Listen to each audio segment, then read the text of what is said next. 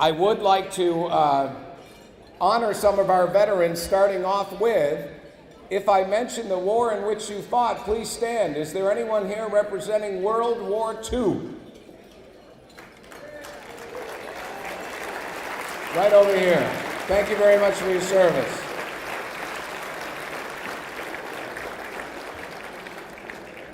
How about the Cold War?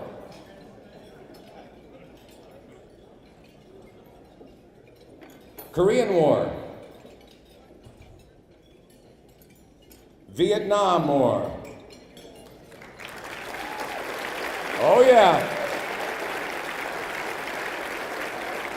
Thank you very much. You watch how this grows. Gulf War and Desert Storm.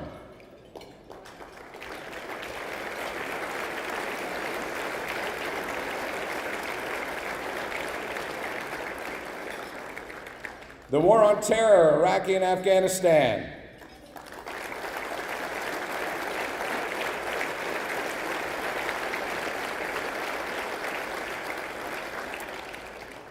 Now I want to let you know the raffle is going to close at 8:30. The silent auction we're going to keep open until 10 minutes after the program ends. That means what we do here on stage. So 10 minutes after we're done here on stage, that's when the silent auction will close. Bid often, bid high. It is a great cause. And to tell you more about what Naperville Responds for Veterans does, please welcome the president, Dan Jurjovec.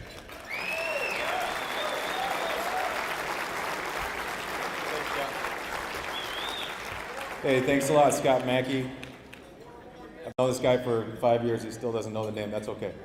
Good evening, everyone. On behalf of the entire Naperville Responds for Veterans Board of Directors, I'd like to thank you for being here and welcome to the 2017 Cheers for Our Veterans event. As Scott mentioned, my name is Dan Jurjovec, and it's been an honor for me to serve this Board of Directors and this organization as its president in 2017 and beyond. As many of you know, Naperville Responds for Veterans is a 501c3 organization. We serve low to moderate income veterans and their families with much needed home improvement and home adaptability projects. Our focus is on life safety and accessibility, major infrastructural repair and accessibility issues. Naperville Responds for Veterans is a 100% volunteer organization, and I can tell you that it's an absolute privilege to serve with the existing board of directors, the honorary board, all of the volunteers and all the friends of this organization. Everyone that I just mentioned has a passion to serve and gives generously with their time, their talent, and their financial resources to serve veterans. At the beginning of this year, I presented a simple yet complicated initiative to our organization, and that was we're going to serve more veterans in 2017 than we have in any previous year. This challenge is something that is going to fall on every segment of this organization. Our PR committee is going to now need to ensure that our mission and our message is reaching as many people in our service area as humanly possible.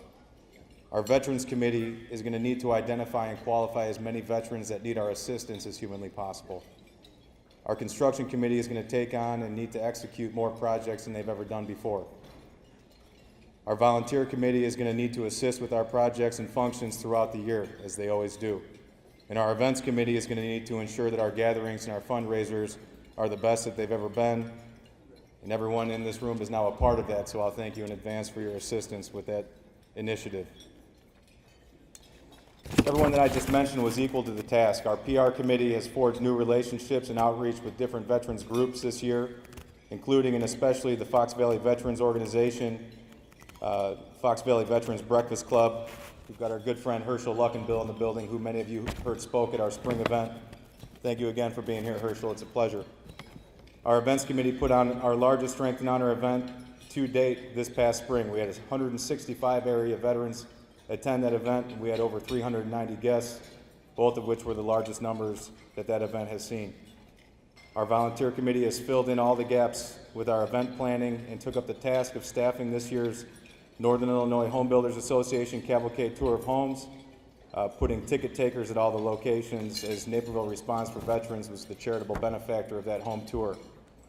The Construction and Veterans Committee have worked tirelessly to meet the veteran applicants in a timely fashion, coordinate bids, and manage projects. To date, ladies and gentlemen, Naperville Responds for Veterans has completed 41 projects in the last 12 months, with 12 projects ongoing right now. And that's a testament to Don Dardis and Kelly Connell, all your hard work.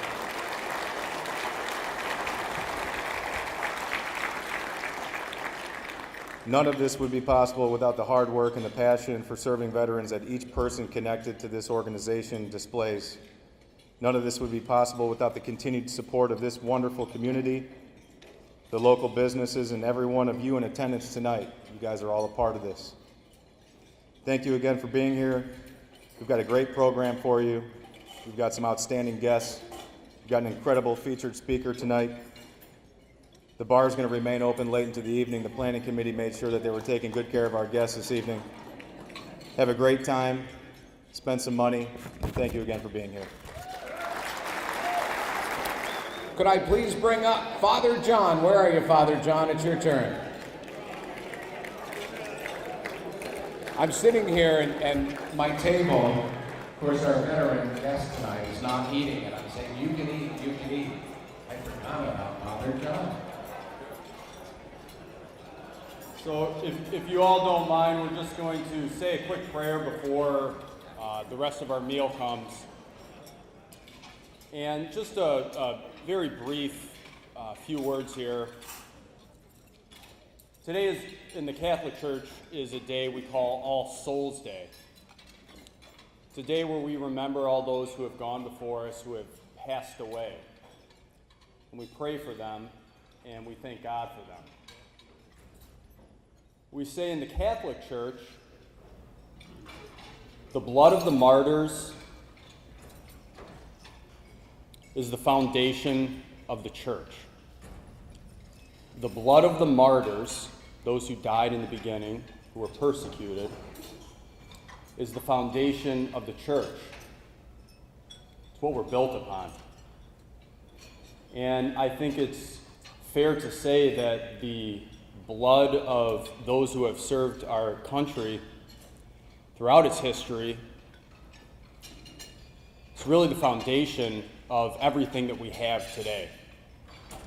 Those men and women who have gone before us, dying for their country, sacrificing themselves for their families and for future generations. And so we remember them as we pray. Heavenly Father, we thank you for the countless men and women who have laid down their lives for this country and those who have been willing to lay down their lives. We ask you to bless all of our veterans, both those who have passed and those who are still living. We ask you to help them in any type of difficulties that they go through. And we ask you to bless the food that we're about to eat as we pray, bless us, O Lord, and these thy gifts, which we are about to receive from your bounty through Christ our Lord. Amen. Thank you, Father. Put your hands together for Father John. They don't get any applause.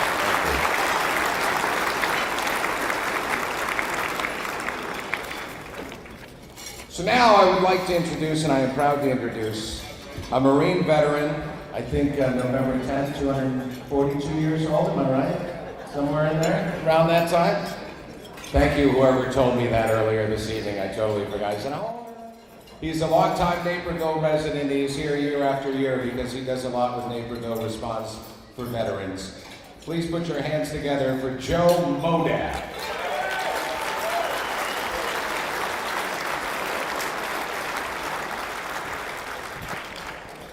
Again, good evening, and thank you all for being here. This is the time when we pay tribute to our MII, the Missing in Action, or the POW, Prisoner of War.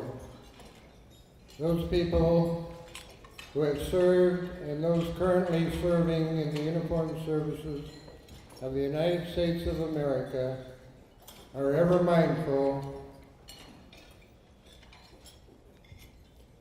that the sweetness of enduring peace has always been tainted by bitterness of personal sacrifice. We are compelled to never forget that while we may enjoy our daily pleasures, there are others who have endured and still may be enduring the agonies of pain, deprivation, and imprisonment. We call your attention to this small table that occupies a place of dignity and honor. It is set for one, symbolizing the fact that members of our armed forces are missing from our ranks. They are referred to as POWs or MIAs. The table is small, symbolizing the frailty of one prisoner alone against his or her suppressors. The tablecloth is white, symbolic of the purity of their intentions to respond to their country's call to arms. The single rose in the vase signifies the blood that they have shed in sacrifice or may have shed to ensure the freedom of our beloved United States of America. The rose also reminds us of the family and friends of our missing comrades who keep faith while awaiting their return. The yellow ribbon on the case represents the yellow ribbons worn on the lapels of thousands who demand with unyielding determination a proper account of our comrades who are not among us. A slice of lemon on the plate reminds us of their bitter fate. The salt sprinkled on the plate reminds us of the countless fallen tears of their families as they wait. The glass is inverted. They cannot toast with us at this time, but we can toast to them. The chair is empty. They are not here. The candle is reminiscent of light of hope that lives in our hearts to illuminate their way home, away from their captors, to open arms of a grateful nation. The American flag reminds us that many of them may never return and have paid the supreme sacrifice to ensure our freedom. Thank you.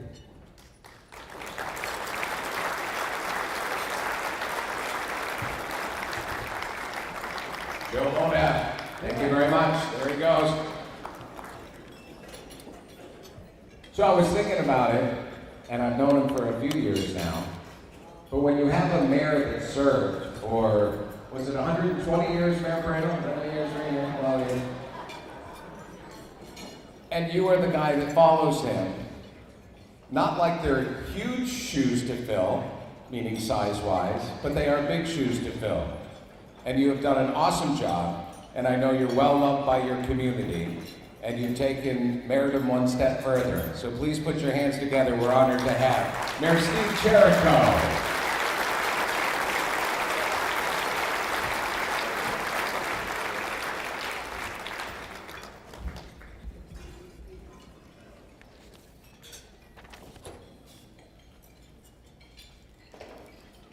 Well, good evening.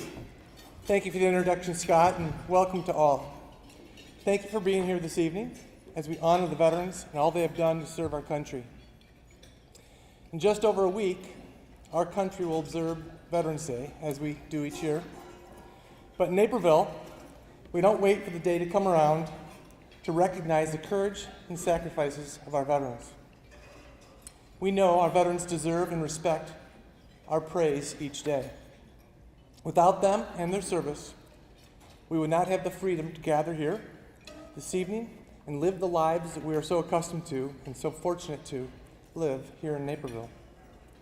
So to all the veterans in this room, on behalf of my wife Julie, myself, our family, the City Council, many of which are here this evening, and the entire city of Naperville, thank you. Thank you for your courage. Thank you.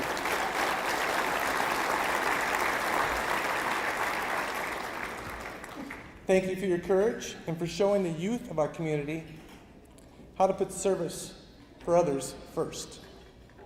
And thank you to Naperville Responds for our veterans, especially President Dan Jurjovec, all the officers, and the board of directors for all they have done for putting tonight's Cheers for Our Veterans event together. This fundraiser, which has really grown, 7 years, it's hard to believe that it has just been 7 years. I've been at each one of them, and it didn't start off, this is legit, it didn't start off with quite this many people.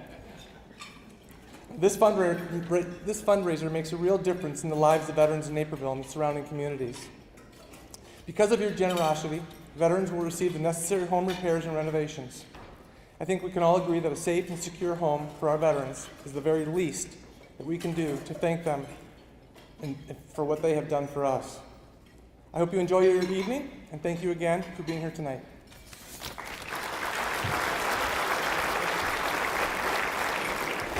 Of course, the mayor gets your name right, Dan. Right? Sorry about that. Enjoy your dinner. We'll be back in a little bit.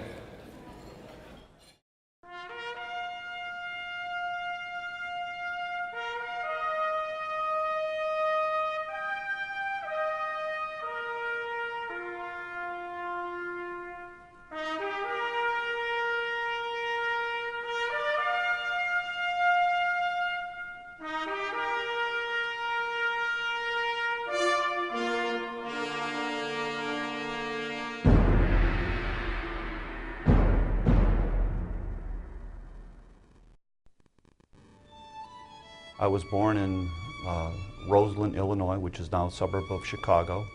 I was pretty much raised in Indiana. That's where I attended grade school and junior high. I had been bullied in grade school and in high school quite a lot. I'm not the hero, you know, that you see in the books. I was pushed around a lot when I was in grade school, high school, had a bad self-image. And I wanted to test myself. I had come to that point in my growth that I needed to do something to figure out who I was. So I volunteered for Vietnam. Alan Lynch enlisted in the Army in 1964. 2 years later, he volunteered to go to Vietnam. By December of 1967, Lynch was serving as radio telephone operator with the 12th Cavalry in Binh Dinh Province. We had been in the field for quite a long time. Had been chasing the North Vietnamese and the VC quite a lot during November, December, and a lot of firefights, a lot of contact. So they pulled us out to stand down, that's where you get your showers and you get your weapons fixed and all of that kind of thing. And so we had, a bunch of us had gone to town and got back to base and walked into a briefing. It seems that A Company was sucked into an ambush and was screaming for help and so on. And we were to air assault in the next day, 0 dark 30, and relieve them. And so we air assaulted into some village, and we were getting ready to move around the perimeter to go in and hit A Company, or hit where A Company was from the flank. And it seems that A Company was the bait. The Vietnamese were dug in. They were in spider holes, they were in hooches, they were in trees, they were everywhere. And what they did is they let us move in, and we walked into an ambush. One of our pointmen tried to get back. His partner was shot in both legs, in the shins. And so he came back and got shot halfway out. I think he got shot in the shoulder. So I went out and got him and brought him back to our lines. And he told me that his partner was laying out there and he couldn't move because his legs were gone. And they were shattered pretty good. And so I dropped my radio, which I shouldn't have done. I asked my LT if I could go get him. I thought I'd just run out, pick him up, and bring him home. And as it happened, I went out there and got him, and we both got pinned down. And then Casares started to come over, I think, to help out. And about halfway over, he got shot. So I went out and I got him. And there was such intense fire that there was only one place to go, and it was back to where we were. Unable to return to friendly lines, Lynch remained on the battlefield to aid his wounded comrades. He secured a nearby trench by killing 2 enemy soldiers at point-blank range. With the trench cleared, he returned through heavy enemy fire to carry the wounded men to safety. We stayed for a long time. They called in artillery and jet strikes on us. Jets came so close over so we could count the rivets on the fuselage. They actually came over. When they came over, they dropped napalm right on top. We watched the napalm being let go, and it spun. You know, had I been in school, I would have known that speed, distance, and all of that. We were not going to get hurt, but at that time it was pretty scary. Alone, Lynch defended his isolated position for 2 hours against the advancing enemy until he was able to carry the wounded across an exposed area to a more secure position. He then located a counterattacking friendly force to assist in directing the attack and evacuating the wounded. I got back to my unit. They pulled us all out when we were finally rescued. They pulled us all out of the field. And, you know, the wounded guys went into one tent and got their wounds taken care of, and I got into another tent, got a little white pill, and then I had several liquid refreshments for a couple of days, and then I ended up back with my unit, who was standing down on another LZ, and I came back and they told me they had put me in for the Medal of Honor. Then it got lost. Never heard anything about it before, you know, and the day before I got married, I was notified I was going to get the Medal of Honor. I had I have a problem with my foot when I drive. It seems to press down on the gas too much. And so I was coming home, and I was followed by a police officer for like the last couple of miles. I turned, he'd turn. Oh, crime, I'm gonna, you know, get a ticket. And he'd pull into my driveway, and he pulls in right behind me. And I get out, geez, officer, I'm sorry, what did I do? He says, is your name Alan Lynch? I said, yes. He says, is your social security number this? I said, yes. He says, call this number. And I'm like, what did I do? And he says, it's a good thing. Just, I'll see you, goodbye, have a nice day, call that number. So I went into the house, I called the number, and I got some colonel. He says, Alan Lynch, the same thing. He says, well, I have the great honor to tell you that you're going to be receiving the Congressional Medal of Honor from President Nixon on, I think it was Armed Forces Day, 1970. There were 12 of us that received the medal that day by President Nixon. I was so blown away when they put that medal around my neck. And I never realized the impact that it would have on my life. This is a representation of the very best that America has to offer. We are given the tremendous honor and privilege of representing the thousands upon thousands of men and women who have served our country, who did wonderful, marvelous, heroic things and never got recognized. And we carry this for them.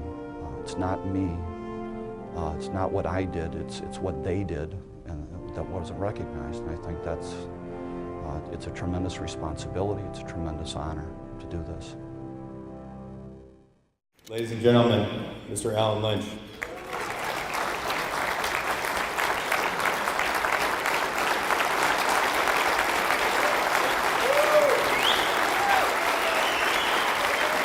Thank you. Thank you very much. Thank you. Please. Please. Thank you.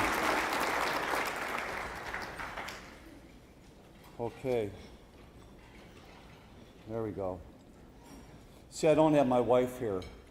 And usually when Susie's here, she sits somewhere where I can kind of look over. And when I go, you know, like 10, 15 minutes in, she'll kind of go like this. Sometimes she goes like, and then I know it's time to shut up. And I don't do that well when I get going, but if I can look at Susie, you know, and I can see, you know, that I'm going to get in for it when I get home, then I shut up and end it. So you might be in for more than you bargained for tonight. And I apologize in advance. I used to be in a thing called Toastmasters. And what was really, really fun about Toastmasters is we'd be at our meeting and the president would kind of go around the room and he'd point like, you know, Al, get up here and give a talk on, and he would give a subject, and we would get up and try to talk on that subject. However, if we didn't like the subject, we would say things like, well, this is a great subject, it's sure worthy of comment, but I've got a better subject to talk about. So when we met up at Timothy O'Toole's, I was asked to give a talk on a certain thing, me, and I don't like to talk about me, but I agreed. But then I thought to myself, if this was Toastmasters, I could get up and go, talking about me is a great idea. I'm an expert on me, but I ain't gonna talk about me. See, there's something that is much more important, and we need to talk about it. And I think we need to talk about it tonight. And that is, as the elephant in the room is what's going on with the American flag, our flag. And it's a very hard subject to talk about. So I thought, see, you have this football player that has taken a knee, Colin Kaepernick. And did I pronounce his name wrong? I'm sorry. Anyway, I get yelled at. He's taken a knee. And a lot of other football players have taken a knee. And I'm really upset about it. And then I realized that maybe they don't understand what that flag means, what that's a symbol of. You know, for me, it means something. It says to me that there are 50 stars on that flag. There may be 49 soon. Illinois may be absorbed into Wisconsin and Iowa and Indiana. I don't want to go to Wisconsin. Could we go to Indiana? Well, I do like Wisconsin. It's got good beer, so maybe okay, that would be fine, because I live in northern Illinois. But there's 50 stars on that flag. Now, for everybody, I think the colors mean something a little bit different. For me, the white is the purity of what we want to be as a nation. See, we have these things that our founding fathers gave us that said we want to be good people in a great nation. So that's what the white means to me. The red, if you look it up in books, and I did because I'm talking to a few schools, the red, to me, is the blood of patriots. The men and women that have fought and served and died so that you and I can be free.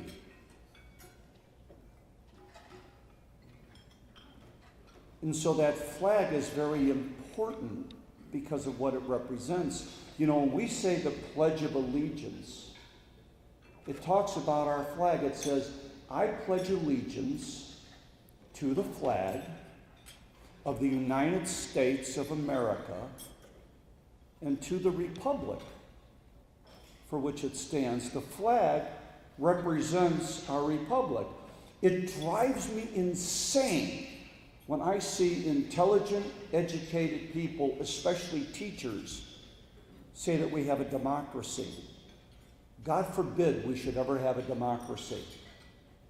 If we had a democracy and had some silver-tongued devil get up and talk about something, let's say people under 5'8", that they should be in camps, and we all voted for it. In a democracy, they would all go to camps.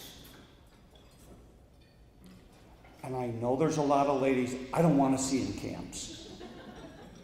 Even at my advanced years, I don't want to see that. But that's what a democracy does. It's the majority rules, right? Well, we don't have a democracy. We have a constitutional representative republic. Our founding fathers said in the Declaration of Independence, which established part of our core values, we hold these truths to be self-evident, that all men are created equal, and they are endowed by their Creator with certain, and they are endowed by their Creator with inalienable rights. Among them are life, liberty, and the pursuit of happiness. That's our core value right there. Life, liberty, and the pursuit of happiness. And what they did is they said if we were endowed by our Creator, see what they did is they took it out of the hands of man and they put it into a higher power, because what man can give, man can take away. Now, I love great courses. I don't know if any of you have great courses, but I love it. I got a subscription to it, and I'm watching this thing on the French Revolution. And the directorate in the French Revolution came up with the rights of man based on our Constitution and based on our Bill of Rights and all that. Beautiful thing about equality and universal suffrage and all this. And then when they decided it wasn't working so well, they just removed it. And thousands met a little lady called Madame la Guillotine. Thousands. Because they took away all of their rights. They took away their rights to a trial by jury. And they just sat as a directorate and killed one after the other, until finally the guy that actually started it ended up putting his head on the block. See, we're not a democracy, we're a constitutional republic. And the Constitution protects us. It gives us freedom of speech. Yes, even hate speech. We can say a lot of words. We may not like to say them. We may not like those who say those words, but we have freedom of speech. Freedom of thought comes along with that. Voltaire said, I may not agree with what you say, but I will defend to the death your right to say it. Freedom to assemble. Freedom of religion, not from, of religion. State can't have any religion, but we can have faith in a higher power. We just can't dictate what that higher power looks like. Freedom of assembly. My favorite, the right to keep and bear arms. See, a lot of people think that's for home defense. No. That's not for home defense. And it ain't for hunting. Thomas Jefferson said it best. The tree of liberty must be watered often by the blood of patriots and tyrants. The right to keep and bear arms is so our government cannot overextend the Constitution. In other words, they cannot come in and ruin the Constitution and establish martial law and do all of those things that Russia did, that China did, that Nazi Germany did, that every other dictatorship did.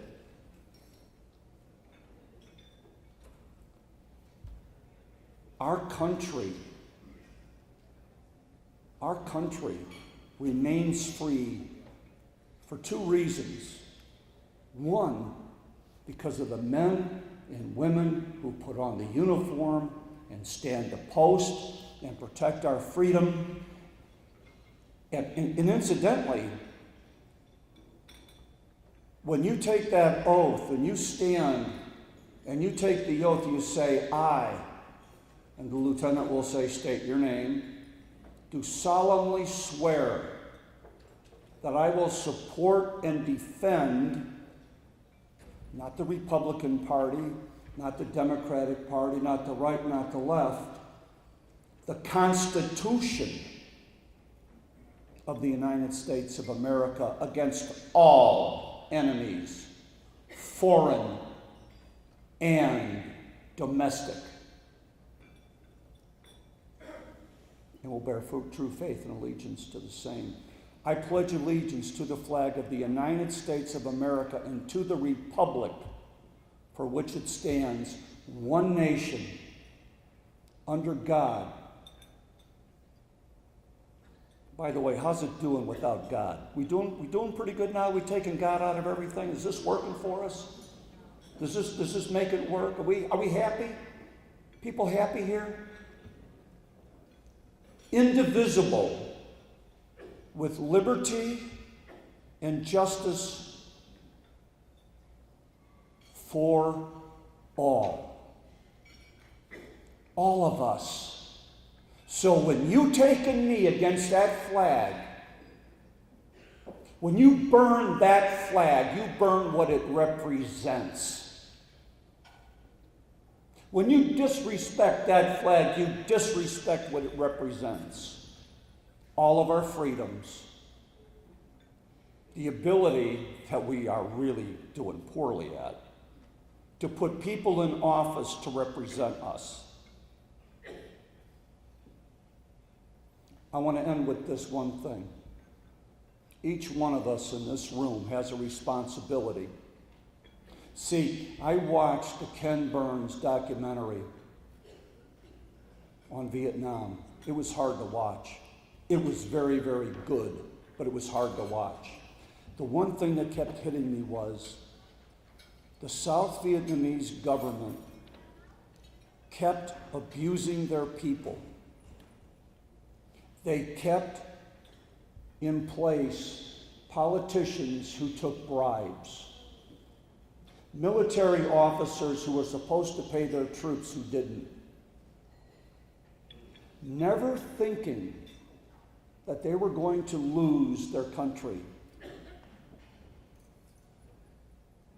See, we're in that same kind of position. On the trash pile of history are hundreds of empires and nations and city-states that thought it can't happen to us. Folks, it can happen to us. If we do not hold our government accountable to the Constitution, we're going to lose our country. As long as we allow people to tell us, well, you can't say that word because that's hate speech, we're going to lose our freedom of speech.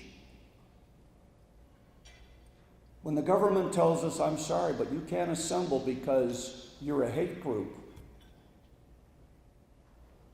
we're going to lose our right to assemble. When the government defines our freedoms, we're in trouble.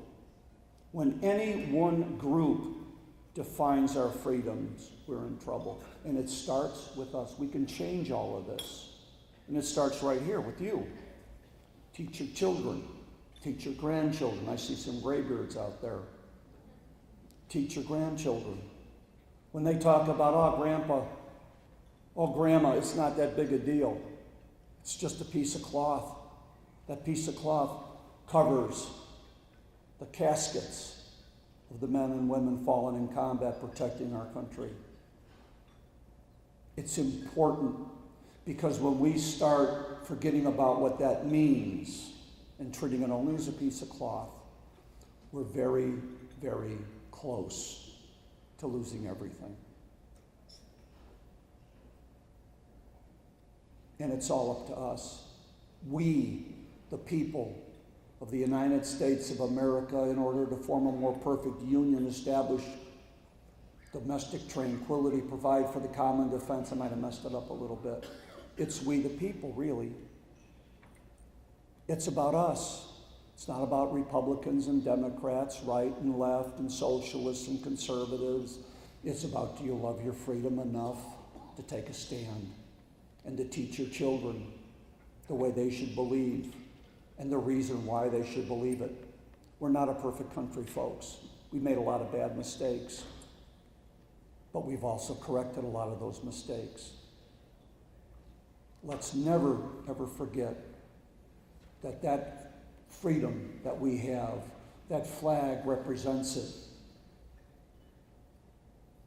And when it doesn't matter to us, it won't matter to anybody else. Please, for the sake of your country, take a stand for it. Thank you.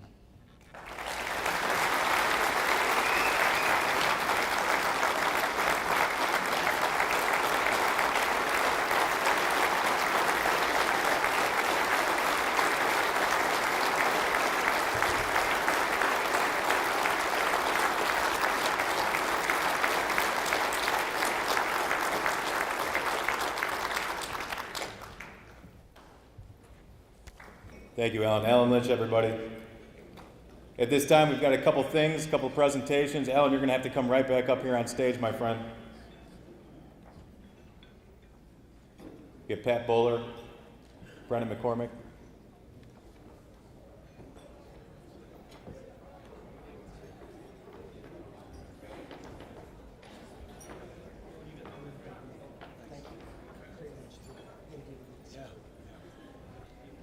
Thank you, everybody, for coming. Pat Bowler, past president. We do have a couple awards that we'd like to give out before we move on to the rest of our program. But, hey, Marines in the back, can I have all the kids, all the people that are serving our country right now in uniform, please stand. You're here. There's a bunch of you. Stand up. Look at them. There you go. There they are. Thank you.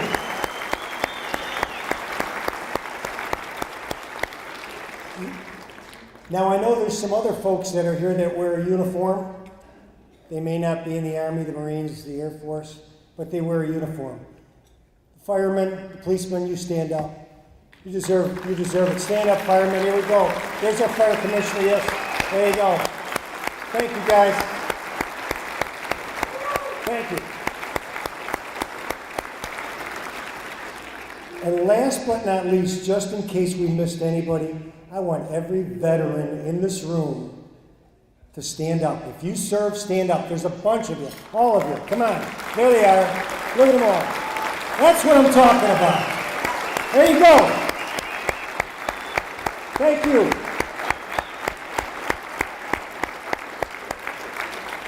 And before I turn it back over to Dan, I want everybody to make sure to keep all those that are serving now, they're over there, they're doing their thing. Keep them in your prayers. They're doing a good job. Thank you.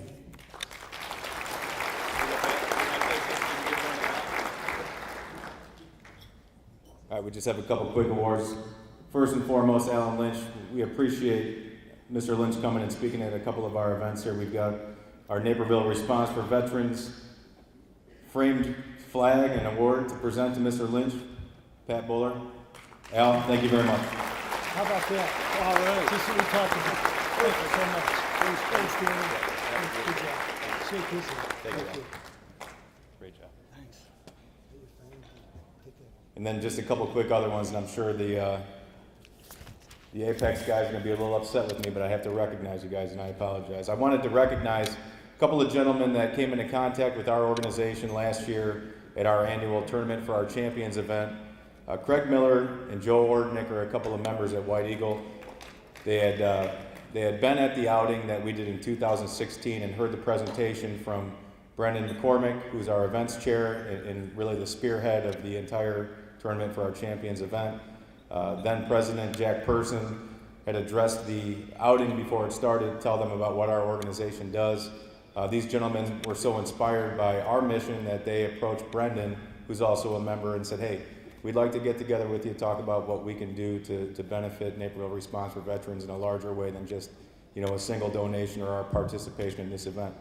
And the creativity that these guys came up with to help their organization and help our organization, I felt like was worthy of being shared with the rest of the group. So if I could, Craig Miller and Joe Ortnick are the principals of a company called Apex. Come on up here, guys.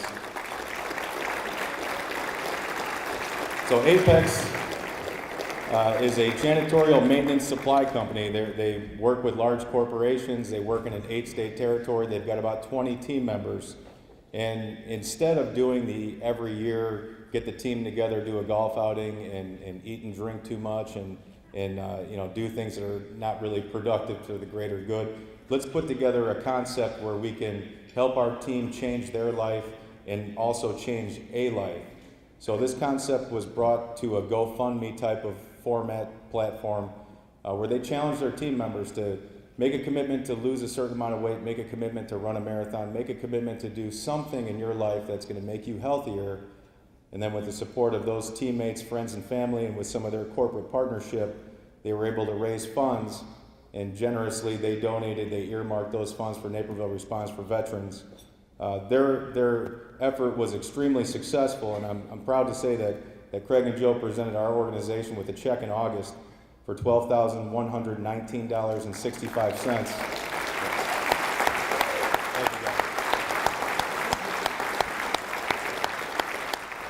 And they didn't want to be recognized, but now we're dragging them up on stage, and we're going to maybe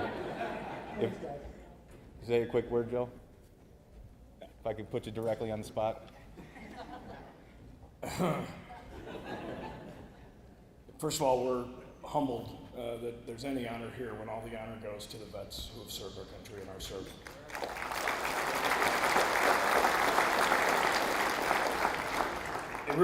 That program started when one of our teammates wasn't taking care of himself and had a stroke and wasn't able to come back to work. And we recognized that our family, our team of employees, we needed to do something for each other. And so that's where it started, was could we change, our lives? And then Brendan was so passionate about this program, we figured we could change others as well. The only thing I would say is that every donation that goes to the raffle and everything else, all the things that this group does throughout the year, there's probably other things that a local business can do with their own team, and that not only benefits them, but benefits those who serve. And so thank you for the opportunity, and thanks for dragging us up here.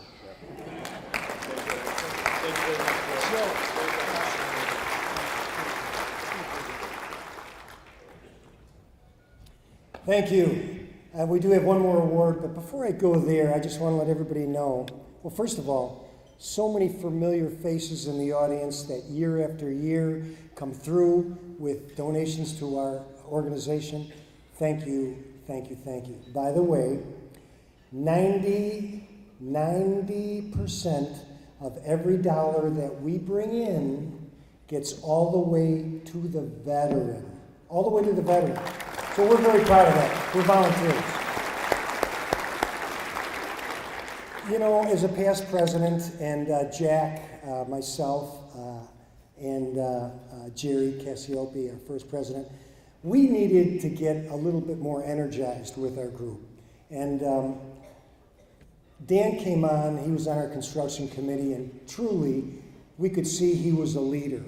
Young guy, he's got a family going on, he's got a great business going. But when we approached him and said, you know what, we need youth. We need young people to understand what we do, to really come out and understand that there's a war going on, that we've got veterans that are in dire need. He saw it. He was on the construction committee. He did many jobs, and he did a great job. And then he, like the rest before him, went and did some recruiting himself. And in the process of doing that, Dan, in his rookie year of being a president, well, you tell me how he's doing. Look at this.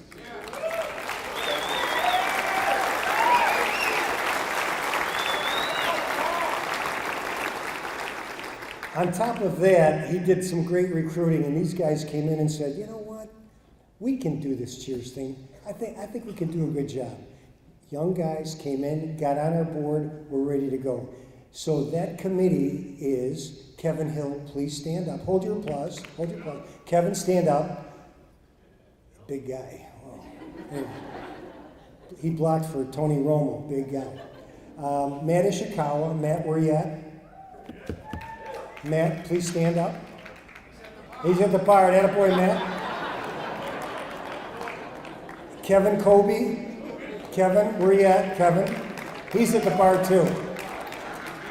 So the first thing these guys said was, when we take this thing over, bar stays open till 10:30. I don't care who's going. It's staying open. Thank you, guys. Give it a round of applause. Thank you.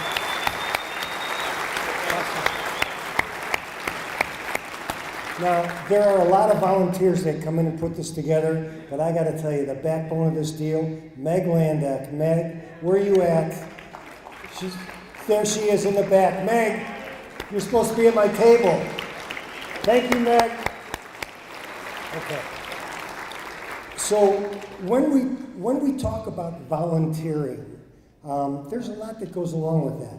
You just don't come in, sign. You got to go to meetings. You got to do stuff. You got to spend money. I mean, you're spending money on gas and whatever. But anyways, our organization really needed a lot of help.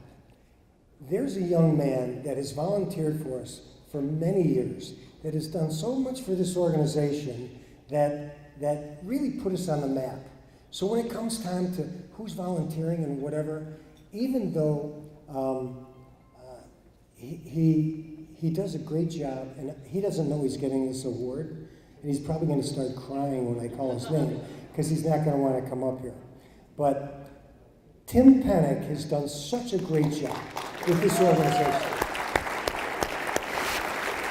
Here he comes. Tim, come on up.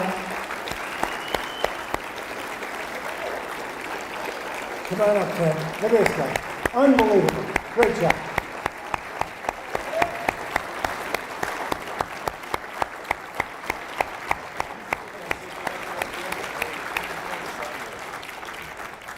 Anyways, I remember we got this thing going, some guy came up to me and says, Pat, organization's doing pretty good. Your website sucks. Where'd he go? No one's running the soundboard. You're doing good. Come on up here. Real fast. Get over here. The soundboard's fine. You can hear me, right? Well, this is Tim Pennick. Great job. Give him a big hand.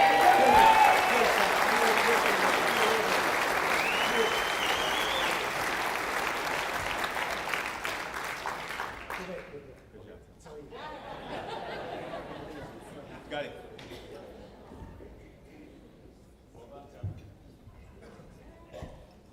Thought I'd bring my drink with me this time.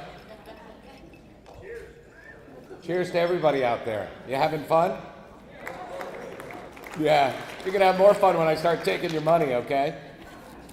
But before we do that, we have something special now. I will say this, I have a feeling tonight we're gonna have no problem with everyone standing for the National Anthem. We have a special guest singing it. His first name is not Colin. Promise you that. Came all this way, as did you tonight, and it says, not just Naperville recognizing, it's not just saying hi to veterans, it's for veterans.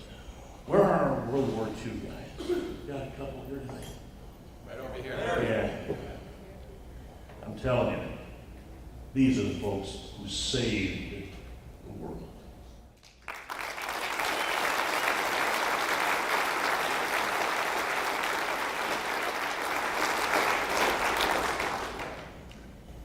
The honor of standing at home plate at a World Series game at Wrigley Field is more than a dream. It's a privilege and an honor. I had an opportunity to do 2 games. Matter of fact, at 11:46 this evening, we look back 1 year ago when the final out was made in Cleveland and the Cubs became the World Series champions. Yeah. Amazing.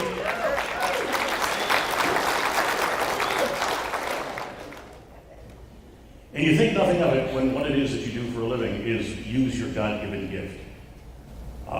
Some of you know my story. I had it, and it was stolen. 1994, 10 words or less. For a singer, speaker to be shot point blank in the neck with a 9mm usually doesn't work out. I had other plans. People say, why? How did you survive that? I don't know how. I know. Why did I survive? So that I could be here tonight with you to sing this song.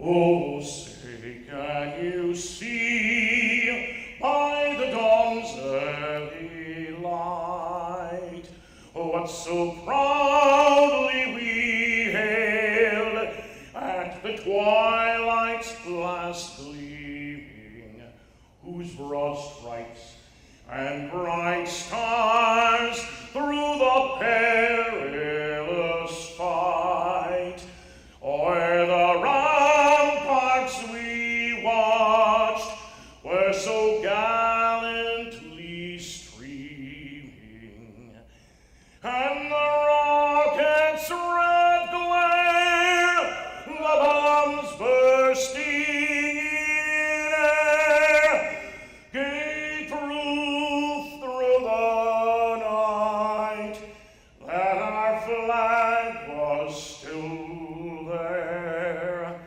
Oh, say does that star-spangled banner yet wave o'er the land of the free and the home of the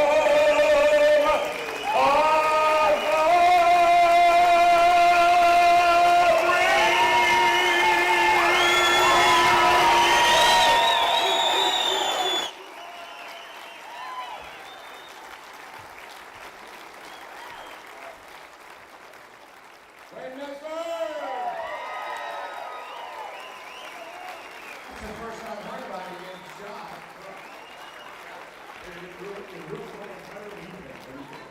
Yeah, well, I'm from New England originally, so I moved down here in about 2000, and I did not know that backstory on you. I just knew you had a killer voice. Well, hey, you want to hear God Bless America? Let's do that. You know, and I want to do this. You can sit for this. You can sit for this. Yeah, I don't mean, or not. Don't friggin' kneel.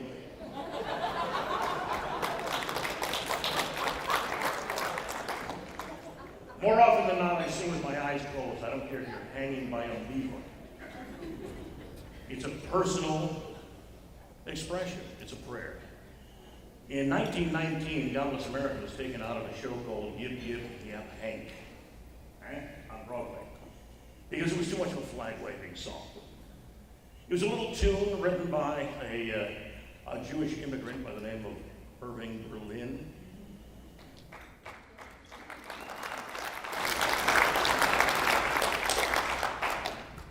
And was I waited online for days. Oh man.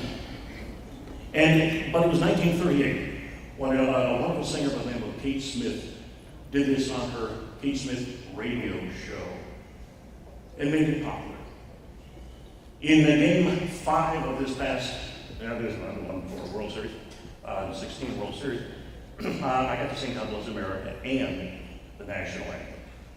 My thought was this, as I was introduced, now, ladies and gentlemen, please, when you walk out, with nothing but a live mic, an 83-foot screen in left field, and a similar screen in right, where you're able to count from the cheap seats Mr. Wayne Messmer's nose hair. I try to keep them at a minimum, but trimmed especially in a World Series cut. We know what we can. And anyway, so, and I walk out there, and you think, oh, that's right, there's a few million people watching. And the camera jammed right into your face. And think of that moment. Because when I was speaking, you say, well, would you get nervous? I say, I don't get crazy nervous at a moment like that. I guess I'm over my nervousness. They grabbed the mic. Hey, so a priest, a rabbi, and a minister walk into a bar. Would have been funny as heck. Would have been my final performance. This is a great song. Some people call it America's second national anthem. And if you feel like singing along, hey, what the heck? We're in a key of F. For those who have perfect pitch. God bless America, land that I love. Stand beside her and guide her through the night with a light from above. From the mountains to the prairies, to the oceans, white with foam. God bless America, my home, sweet home. God bless America, my home, sweet